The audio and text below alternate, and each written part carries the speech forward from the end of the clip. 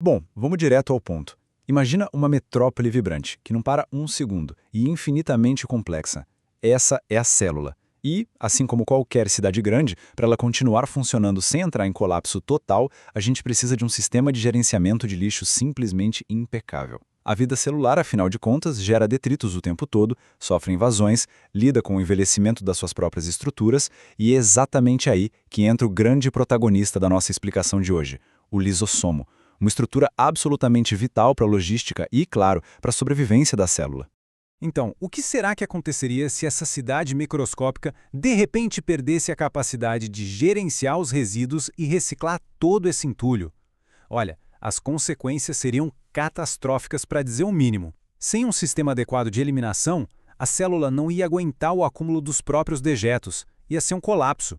E para entender direitinho como a célula consegue evitar esse desastre todos os dias, a gente precisa dar um pulinho no passado e ver como a ciência esbarrou nesse segredo.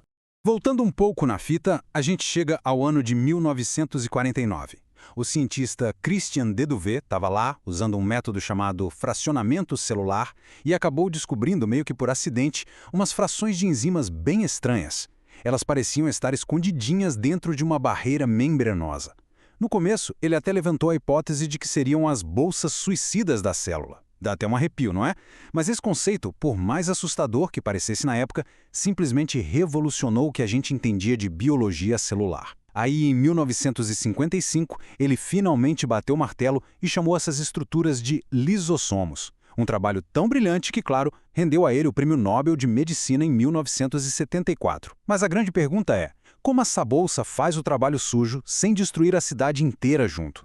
A resposta, por incrível que pareça, está na anatomia super curiosa desse centro de reciclagem. O segredo é um ambiente altamente seguro e muito ácido. O interior do lisossomo é mantido numa rédea curtíssima, num pH ali na casa dos 5,0.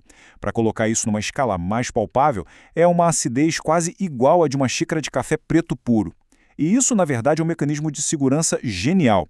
O restante da célula, o citossol, fica bem tranquilo num pH neutro de mais ou menos 7,2. Ou seja, se por um acaso essa bolsa romper e rolar um vazamento, o próprio pH neutro do citoplasma inibe na mesma hora a ação destruidora que estava lá dentro.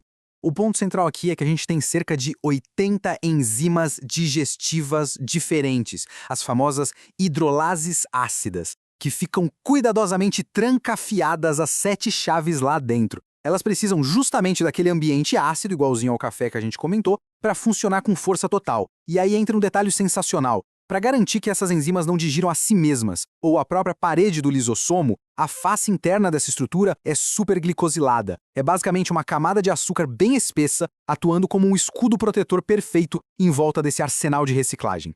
A logística de entrega criando lixo celular. Bom, ter a fábrica de reciclagem pronta e segura é ótimo, mas não é tudo. A gente precisa garantir que o lixo e as próprias enzimas que vão fazer a digestão realmente cheguem até lá sem causar um acidente de percurso, concorda? Antes de bater na porta da usina de reciclagem, o material passa por um processo de catalogação rigoroso. É impressionante pensar que até 80% das proteínas lisossomais precisam ser perfeitamente endereçadas. E como isso é feito? Usando uma etiqueta de envio química bem específica, chamada manose 6-fosfato. É tipo um passe VIP para essa viagem. A enzima nasce lá no retículo endoplasmático e segue direto para o complexo de Golgi, que funciona literalmente como a agência central dos correios da nossa cidade celular. É lá, na região cis do Golgi, que ela ganha essa etiqueta de manose. Depois, ela é despachada e separada por receptores específicos na região trans. Tudo organizadinho.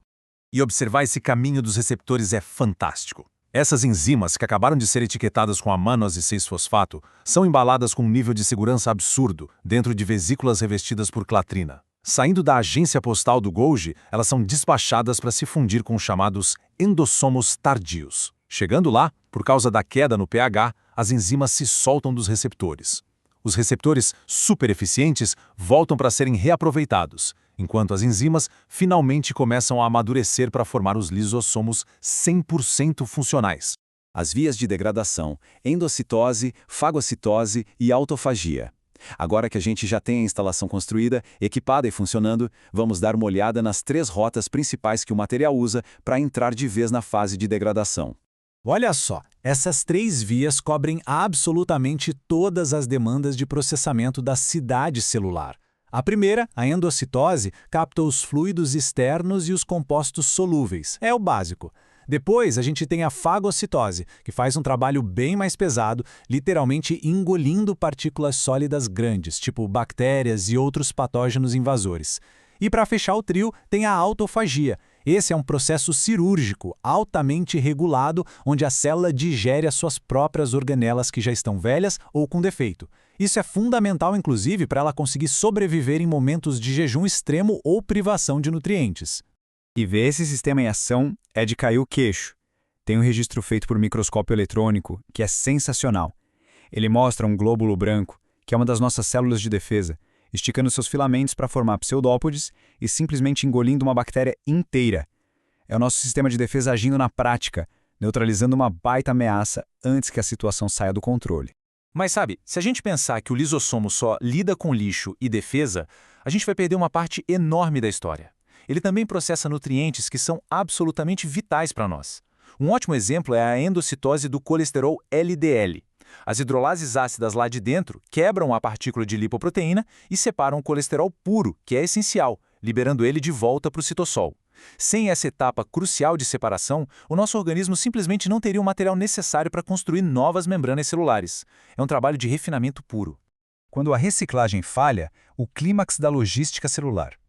A magnitude e a verdadeira importância desse centro de reciclagem ficam até assustadoras quando a gente começa a explorar o que acontece na saúde humana quando ele dá problema. Afinal, o que rola quando toda essa logística entra em colapso? A gente consegue ver perfeitamente os riscos vitais envolvidos aqui. Numa célula normal, os materiais complexos são degradados bonitinhos em produtos solúveis. Eles se difundem numa boa e são reaproveitados. Agora pega uma célula onde falta uma única enzima lisossomal, ou que tenha uma enzima falhando. O resultado é um acúmulo maciço e super tóxico de resíduos que não foram metabolizados. É como se o lixo ficasse empilhado ali dentro, permanentemente aprisionado, entupindo toda a organela. E é exatamente essa falha de sistema que causa as chamadas doenças de depósito lisossômico. A doença de Pompe é um exemplo bem triste e contundente disso. A simples falta de uma enzima alfa-glicosidase ácida bloqueia totalmente a degradação do glicogênio. E qual é o desfecho? O lisossomo incha sem parar com o acúmulo desse lixo que não consegue ser processado. Isso acaba desencadeando um declínio muscular e respiratório muito severo e que, tragicamente, pode ser fatal se a gente não intervir a tempo. Só que as implicações disso tudo vão muito, mas muito além dessas doenças raras de nascença. Pesquisas super recentes estão sugerindo que essa reciclagem celular paralisada, com os lisossomos disfuncionais, é um dos principais fatores por trás das condições neurodegenerativas que afetam tanta gente hoje em dia. É verdade, o próprio Alzheimer hoje é considerado uma das principais áreas de investigação científica diretamente ligada a falhas nesse nosso sisteminha microscópico de reciclagem. E para fechar o nosso mergulho de hoje, fica no mar um pensamento bem provocativo. O lisossomo há muito tempo deixou de ser visto só como a lixeirinha da célula.